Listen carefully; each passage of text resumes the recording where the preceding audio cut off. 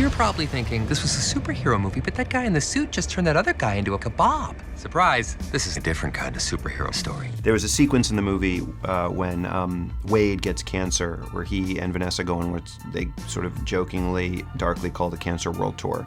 And it takes them to try to find a cure for it. And they end up in this sort of their darkest moment in this shitty clinic in Guadalajara with a doctor who's a charlatan.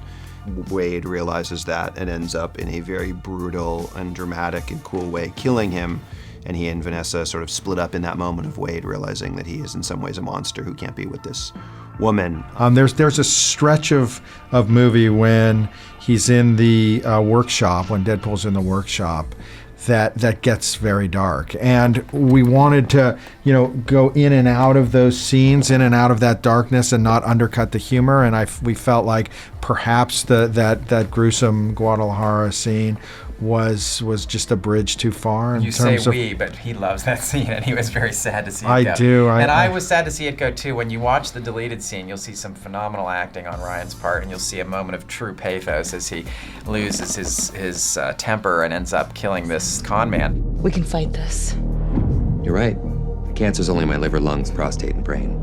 All things I can live without. A big section of the workshop fights when we were on fire fighting each other when Ryan Reynolds is naked.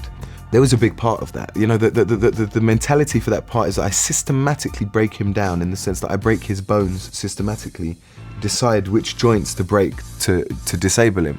So the choreography was set up as such. And after I do the suplex and stuff, I come in and I start breaking him down. And they took out quite a lot of beats because it was just horrific.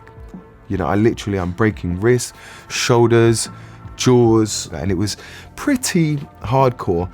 It did make me laugh that they chose not to put that in because they thought it was too far, and I thought, how can you go too far in a movie like Deadpool? When I'm finished, your mutated cells will heal anything.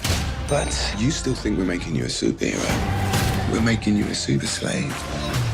I think we were pretty careful always to write lines that we felt like were just shy of objectionable, like that would fit. I think sometimes we made, and they will go unnamed, but we would make cracks about celebrities that people got a little dicey about. Like, should Deadpool really be making that much fun of a specific Edward James celebrity? Olmos. Yeah, we had an Edward James Olmos joke, and this bizarrely in there at one point that we just thought, that's just too mean.